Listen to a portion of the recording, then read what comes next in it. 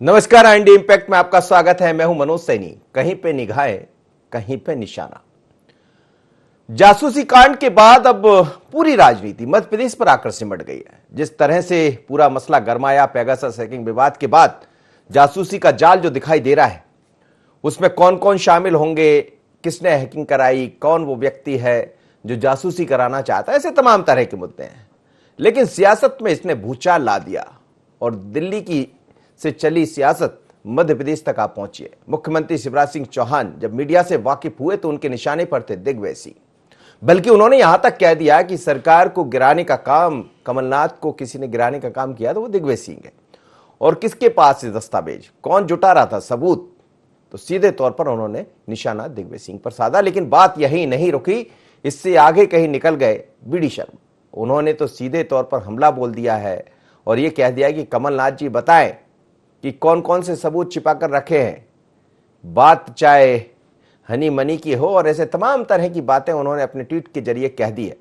लेकिन पेगासस का जासूसी मसला जल्द थमेगा लगता नहीं है। उधर लोकसभा में मामला गरमा रहा है, इधर मध्य प्रदेश की सियासत गरमा रही।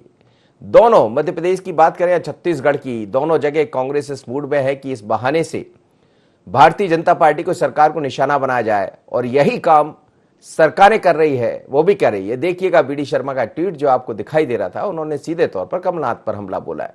और शिवराज जी तो लगातार, कमलनाथ ने भी कहा है कि इजराइल कंपनी जो पेगासस है उसमें किसने कराया, क्या कराया, तमाम तरह के सवाल कमलनाथ भी खड़े कर रहे हैं। जरा सुन लेते हैं मुख्यमंत्री शिवराज सिंह चौहान ने जब प्रेस कॉन्फ्रेंस की, तो समझ जाइएगा आप कि कहीं पे निगाहें, कहीं पे निशाना। सुन लीजिए।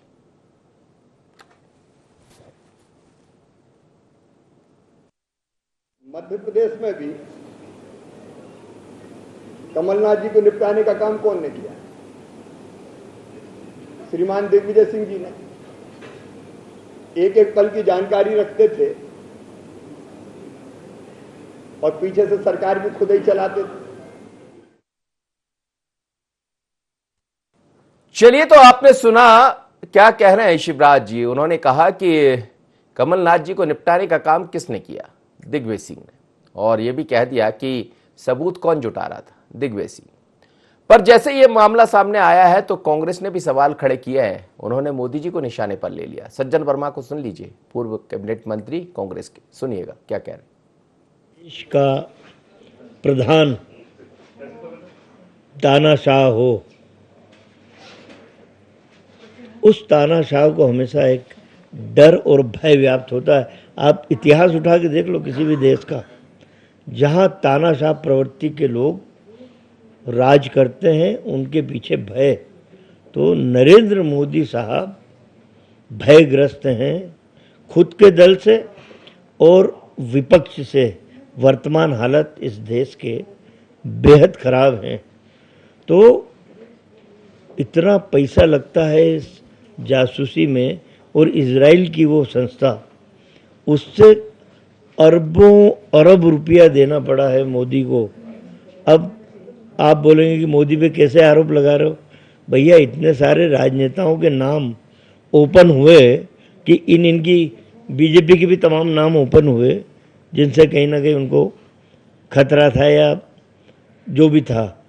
हमारा एक है ना, कांग्रेस के लोगों के, पत्रकारों के, बीजेपी के नेताओं के, उसमें अमित शाह और नरेंद्र मोदी का नाम क्यों नहीं?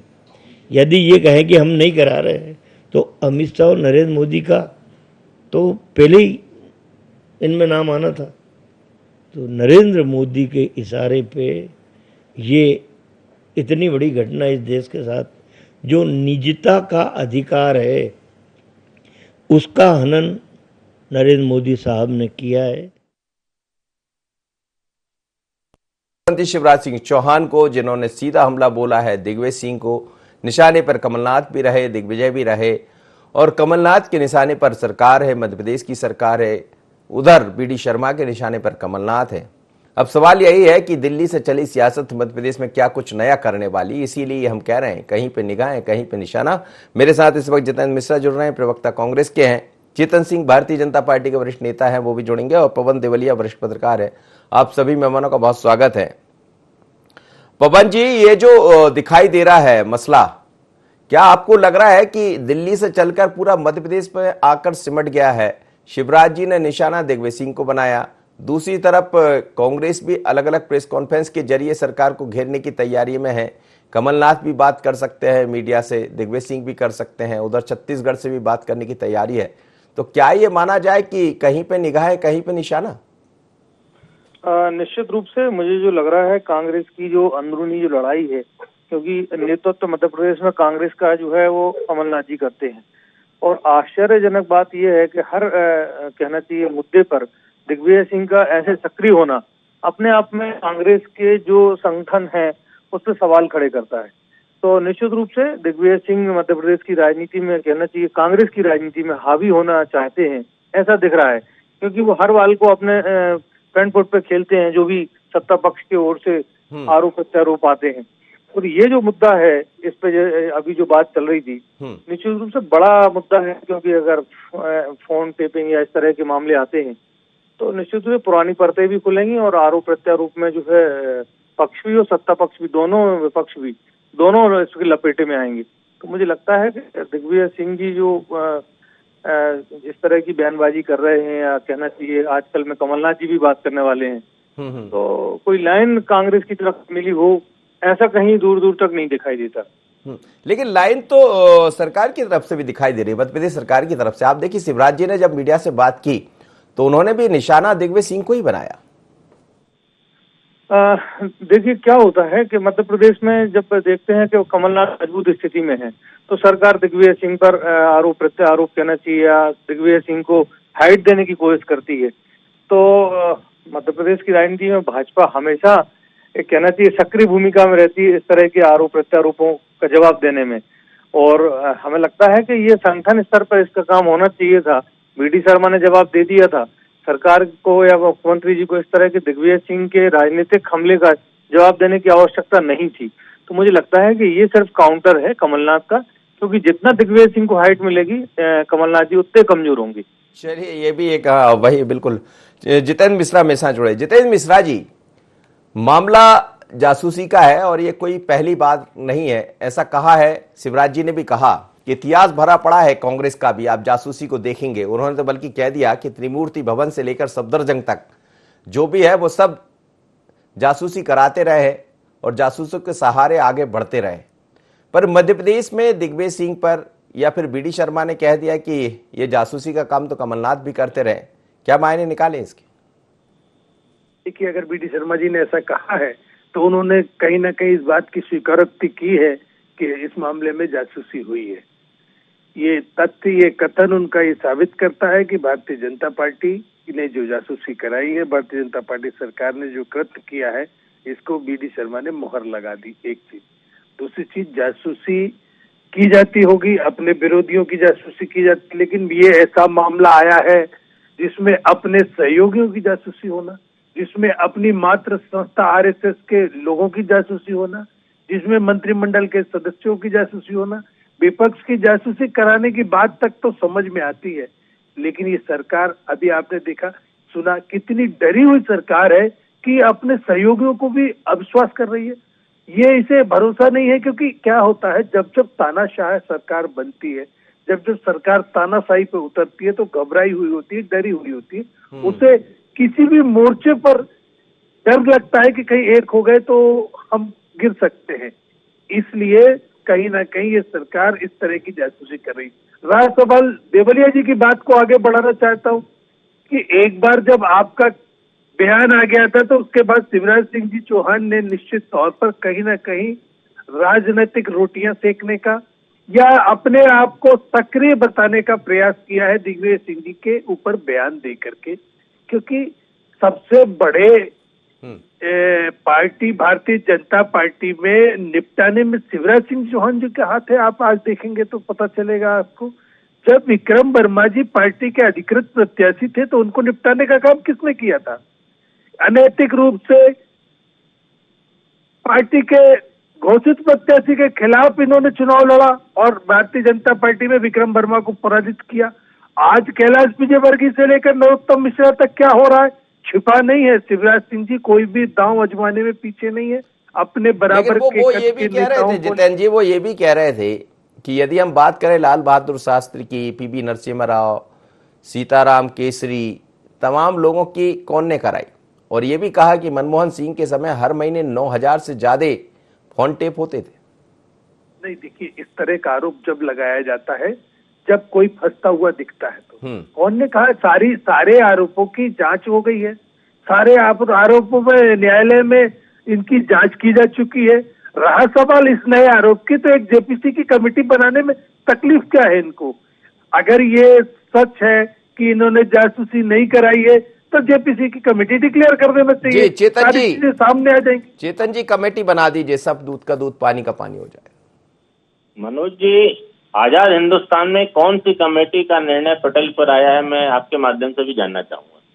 जी, जितने आयोग बने, जितनी कमेटियां बनी इस हिंदुस्तान के पटल पर, केवल और केवल टाइम पास के लिए, केवल और केवल लोगों को उपकृत करने के लिए, लोगों की सहूलियत के लिए 2 साल हो गया, 3 साल हो गया। अरे आजाद हिंदुस्तान में तो जैसे न्यायालय में जो निर्णय होते हैं ना, श्री राम जन्मभूमि का निर्णय कितने वर्षों में आया, तो इसी प्रकार की कमेटियां, इसी प्रकार के आयोग हैं, इसी प्रकार के टास्क फोर्स बनाए जाते हैं। इन्होंने एसआईटी बनाई तो थी हनी और मनी को लेकर के, आ गई थी रिपोर्ट क्या?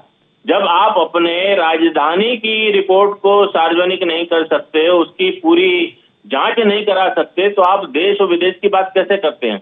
और अब मैं तो फिर से कह रहा हूं, अगर विपक्ष को लगता है कि हमारी सरकार ने फोन टेप कराया है, संसद में अधिकृत रूप से सरकार का बयान है कि हमने इस प्रकार की कोई भी फोन टेपिंग नहीं कराई है। अगर संसद में दिए हुए सरकार के बयान पर अगर कांग्रेस को भरोसा नहीं है, एतबार नहीं है, तो मंगल ग्रह से बुला करके, और नहीं तो सुप्रीम कोर्ट में जाकर के दरवाजे खटखटाए कि इसकी पूरी जांच कराई जाए। आजकल तो सुप्रीम कोर्ट धड़ाधड़, देख तो रहे हो आप किस प्रकार के ऑर्डर दे रहा है, 24 घंटे में ऑर्डर पास हो रहे हैं साहब। ऐसे इतनी फास्ट ट्रैक तो मैंने कोई न्यायालय देखा ही नहीं जितना इस समय हिंदुस्तान का न्यायालय काम कर रहा है। तो इतने अच्छे उचित अवसर का इनको लाभ उठाना चाहिए। और जितेंद्र जी, जितनी भारतीय जनता पार्टी के नेताओं की आप चिंता कर रहे हो, श्रीमान बंटा ढार, दिग्विजय सिंह जी करते हैं, आदरणीय कमलनाथ जी करते हैं, अगर इतनी काश आप समय रहते अपने पार्टी के विधायक, मंत्री और सरकार की चिंता कर लेते, तो आज गलियों में, फुटपाथों पर, मध्य प्रदेश की सड़कों पर आपको यूं मारे मारे घूमना फिरना नहीं पड़ता, हाय तौबा नहीं करना पड़ता। वहां जासूसी कराने में फेल हो गए, वो करा नहीं पाए ना जासूसी। लेकिन आप लोग कह रहे हैं कि शिवराज जी कह रहे हैं कि दिग्विजय सिंह क्या करते रहे मध्य प्रदेश में, यही तो करते रहे, सरकार को गिराने का काम वही करते रहे। तो ये क्या माना जाए कि कहीं से चली बात कहीं जा पहुंची? देखिए मनोज जी, ये सब बातें टाइम पास करने के लिए हो रही हैं। मानसून का सत्र चल रहा है, संसद में अच्छी बहस होना चाहिए। जितनी बातों को लेकर के कांग्रेस सोशल मीडिया पर और व्हाट्सएप, फेसबुक और जाने कहां कहां डालती है, इन सारी बातों को क्यों नहीं पार्लियामेंट में उठाती, क्यों नहीं उस पर चर्चा करना चाहती? आप कोरोना पर चर्चा करना चाहते थे, आप महंगाई पर चर्चा करना चाहते थे, आप पेट्रोल डीजल गैस पर चर्चा करना चाहते थे, आप राफेल पर चर्चा करना चाहते थे, आप देश की सुरक्षा पर चर्चा करना चाहते थे, आप देश में भगवा आतंकवाद पर चर्चा करना चाहते थे, आप देश में योगी जी की स्टाइल की सरकार के ऊपर चर्चा करना चाहते थे। कहाँ गए ये सारे मुद्दे? क्यों भाग रहे हैं इन मुद्दों से भाई? ये पार्लियामेंट इस हिंदुस्तान के लोकतंत्र का मंदिर है, जहां पर सारी कही हुई बातें ऑन द रिकॉर्ड रहती हैं। अगर वहां भी आप भागोगे तो कैसे काम चलेगा? पवन देवलिया जी, मध्य प्रदेश में सिगुफा छोड़ के दिग्विजय सिंह जी एक गली में निकल गए, कमलनाथ जी दूसरी गली में निकल गए, और कोई नेता आएगा वो तीसरी में निकल जाएगा, और पूरी कांग्रेस टूट रही। देखिए मणिपुर के 8 कांग्रेस के विधायकों ने इस्तीफा दे दिया, प्रदेश के अध्यक्ष ने वहां इस्तीफा दे दिया।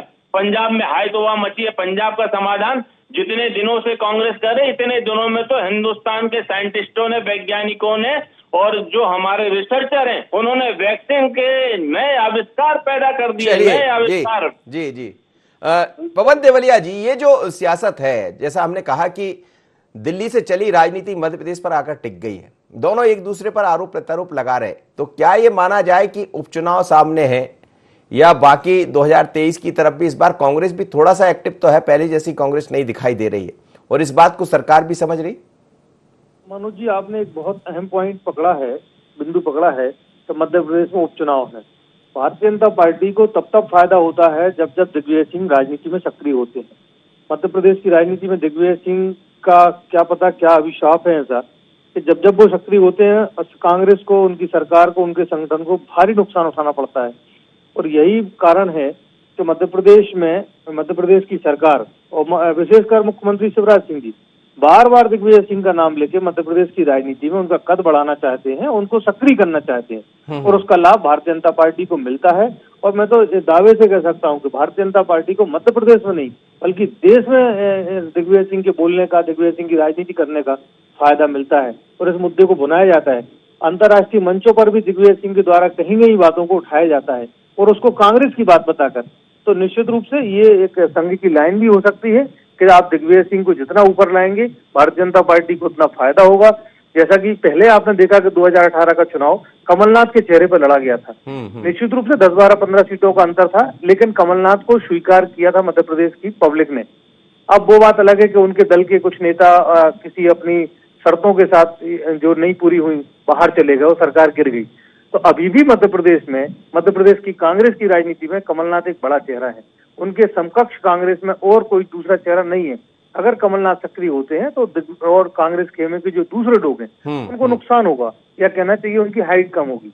तो ये एक सोची समझी प्लानिंग है, रणनीति है भारतीय जनता पार्टी की, मध्य प्रदेश में भाजपा सरकार की, कि दिग्विजय सिंह को राजनीति में, मध्य प्रदेश की राजनीति में सक्रिय रखा जाए जिससे उनको राजनीतिक लाभ मिले। जी जितेंद्र मिश्रा जी, ये भी एक हो सकता है काम करने का तरीका, रणनीति का हिस्सा हो सकता है। मध्य प्रदेश में उपचुनाव होना है, आप लोग की नजरें भी आपके यहाँ भी बैठ के लगातार चल रही है और ऐसा भी कहा जा रहा है कि यही पेगासस प्रोजेक्ट जो चल रहा है इसको लेकर भी आप सरकार को घेरने की तैयारी में है। तो इसमें क्या निशाने पर मध्य प्रदेश की सरकारें होंगी या केंद्र की सरकार होगी? ये छत्तीसगढ़ से खबर भी आ रही है और मध्य प्रदेश से भी खबर आ रही है। पर क्या उपचुनाव का एक अच्छा मौका मिल गया कि इसके बहाने सरकार पर निशाना साधा जाए? मुद्दे तो बहुत है, महंगाई जैसे आपके पास। जो सरकार तानाशाही पे उतरती है, फिर कह रहा हूँ, हाँ। आप ये बताइए कि हमने जेपीसी की मांग की है, ज्वाइंट पार्लियामेंट्री कमेटी बनाना चाहिए, आप कहते हैं आप लोगों ने किया, आप लोगों ने नहीं बनाया। यही तो इनकी तानाशाही का रवैया है कि अगर हम कहते हैं कि कोई देश में ये कमी रह गई, आपकी योजना देश की जनता के हित में नहीं है, तो कहते हैं नेहरू जी दोषी है। तो ये जवाब इनका सरकारी स्तर पर जो आता है, मुझे लगता है सही नहीं। आज भी चेतन सिंह जी ने कहा कि इतनी सारी कमेटियां बनी उनकी, अरे तो आप अपनी सरकार के फेलियर की बात कर रहे हैं या किसी भी लोकतांत्रिक सरकार के फेलियर की बात कर रहे हैं कि कमेटी बनती है, जांच में अभी तक कोई परिणाम नहीं आता है। अरे श्रीमान जी, जेपीसी बना दीजिए, सभी दलों के लोग रहेंगे बैठ के, स्थिति स्पष्ट हो जाएगी। उससे क्यों भाग रहे? और जब हम कोई आरोप लगाते, जब पलट में आरोप लगाते, जबकि आज सरकार का दायित्व बनता है कि जवाब दिया जाए, लेकिन कहते हैं कि आप लोगों ने क्या किया, आप लोगों ने भी जासूसी की थी। मेरा ये कहना है कि आज के परिप्रेक्ष्य में आरोप आया है, जवाब उसका आना चाहिए। जेपीसी बनाना नहीं बनाना उसकी बात करना चाहिए, लेकिन ये कोई जवाब नहीं होता कि सवाल पे सवाल कर दिया जाए। मुझे लगता है सरकार को ध्यान से काम करना चाहिए, सरकार को विपक्ष की मांग का कहीं ना कहीं समाधान नहीं, लेकिन ये बीजेपी की रणनीति कहीं आपको नुकसान तो नहीं पहुंचाएगी? जैसा कह रहे थे, पवन जी भी कह रहे थे कि दिग्विजय सिंह को निशाना बनाइए और कद बड़ा करिए और कमलनाथ का कद छोटा करिए। उसके पीछे कारण जो है वो है, मनोज जी, भारतीय जनता पार्टी, मैंने पहले भी बताया था, इस तरीके के टूल्स का इस्तेमाल करती है। भारतीय जनता पार्टी ने किस तरीके से कैलाश विजयवर्गीय जी को कमजोर किया, खासतौर से शिवराज सिंह जी ने किस तरीके से नरोत्तम जी की मेहनत पे पानी फेर दिया अभी आपने देखा, किस तरीके से विक्रम वर्मा जी को किनारे कर दिया। पार्टी के प्रत्याशी नहीं होते हुए भी उनको चुनाव हराया और सत्ता पे काबिज हो गए। ये शिवराज सिंह जी की रणनीति है। इसी तरीके की रणनीति वो कांग्रेस में भी इस्तेमाल करना चाहते हैं, लेकिन सफल नहीं होंगे, क्योंकि दिग्विजय सिंह मनोज जी वो चेहरा है जो भारतीय जनता पार्टी को हरदम बेनकाब करते रहते हैं। इसलिए सबसे ज्यादा तकलीफ दिग्विजय सिंह से होती है। और रहा सवाल दो लोगों को अलग करने का, तो दिग्विजय सिंह जी और कमलनाथ जी के नेतृत्व में 2023 का चुनाव लड़ने जा रहे हैं। भारतीय जनता पार्टी की इन नाकाम कोशिशों से कोई फर्क नहीं पड़ने वाला। जी चेतन जी, दिग्विजय सिंह से आप लोग डरते हैं? दिग्विजय सिंह जी भारतीय जनता पार्टी के स्टार प्रचारक हैं, पर्दे के पीछे वाले, में कोई संशय नहीं है, संदेह नहीं है।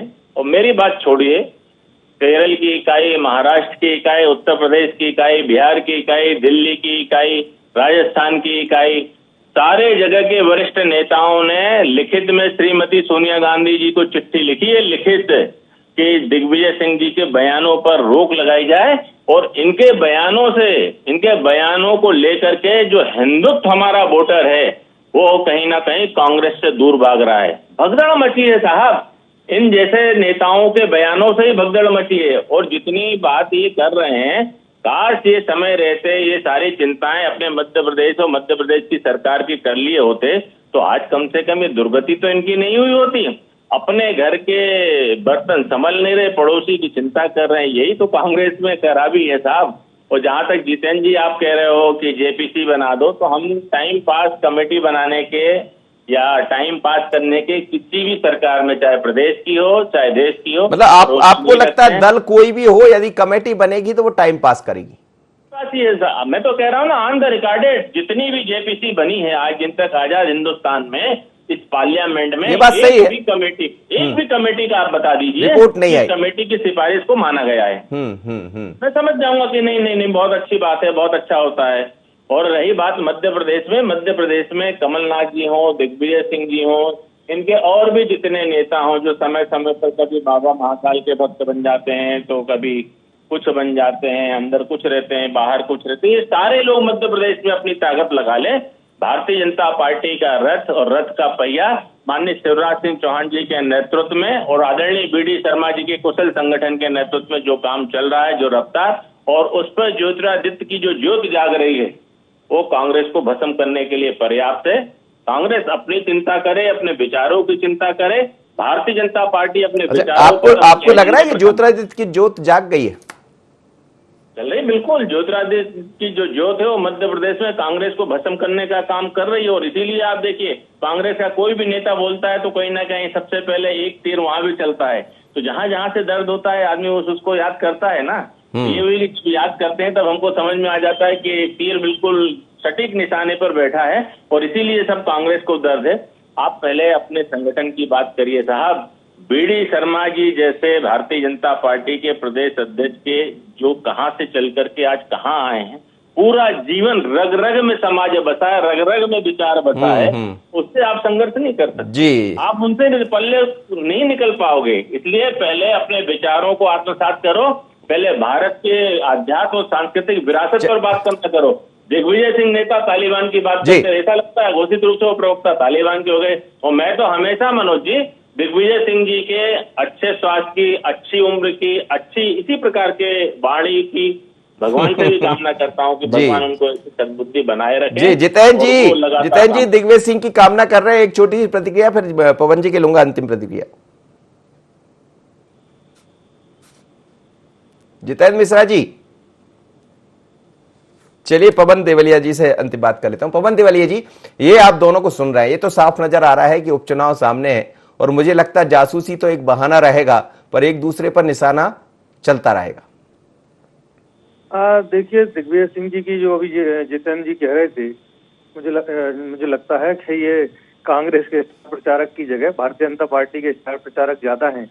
जब भी ये कांग्रेस का प्रचार करते हैं, कोई भी बात करते हैं, तो भारतीय जनता पार्टी का फायदा होता है। तो मुझे लगता है कि इस गंभीर मुद्दे पर किसी गंभीर नेता को सामने लाना चाहिए जो इस मुद्दे को उठाए, जिससे इसकी पब्लिक में एक व्यापक असर हो, नेताओं में व्यापक असर हो, सारे लोगों को ये समझ में आए कि हमारे फोन भी टेप हो सकते हैं। इसकी सक्रियता एक अच्छे नेता के तौर पर कोई प्रस्तुत करेगा। कमलनाथ जी अपने फोरम पे आके बात करेंगे। मुझे लगता है कि दिग्विजय सिंह पहले आके बल्लेबाजी के मूड में रहते हैं, हमेशा ओपनिंग बल्लेबाजी करना चाहते हैं। अरे भाई, आप दूसरों को भी मौका देना चाहिए, इनको दूसरे प्रदेश में जाके इस मुद्दे को उठाना चाहिए। नहीं, लेकिन वो चेतन जी कह रहे थे दूसरे प्रदेश के लोगों ने लिख के दे दिया कि यहाँ ना आए दिग्विजय सिंह जी। ये परिस्थिति क्यों निर्मित हो रही है, ये चिंता का विषय है। और जैसा कि अभी जितेंद्र जी कह रहे थे कि हमारे नेता से तो फायदा होता है, तो मैं कहता हूँ निश्चित रूप से फायदा भारतीय जनता पार्टी को होता है, सभी को पता है। लेकिन पता नहीं क्या कारण है कांग्रेस जो है अभी भी जो समझ नहीं रही है उस परिस्थितियों को, निरंतर कांग्रेस का ग्राफ गिरता जा रहा है। और भारतीय जनता पार्टी की एक सबसे बड़ी समस्या ये है कि वो उनके सामने वाले के सुख से दुख से अपने खुशी ढूंढते हैं। तो सब अपनी अपनी कहना चाहिए लड़ाइयां हैं। और दिग्विजय सिंह के सक्रिय होने से हमेशा सभी को पता है। चलिए सर, बहुत बहुत धन्यवाद आप सभी मेहमानों का। लेकिन दरअसल जासूसी तो बहाना है, निशाना कुछ और है। और ऐसा लग रहा है कि जासूसी का जाल प्रदेश में भूचाल ला दिया है और इस भूचाल में अब कौन कौन इसकी जद में आएगा, इस पर निगाह रहेगी।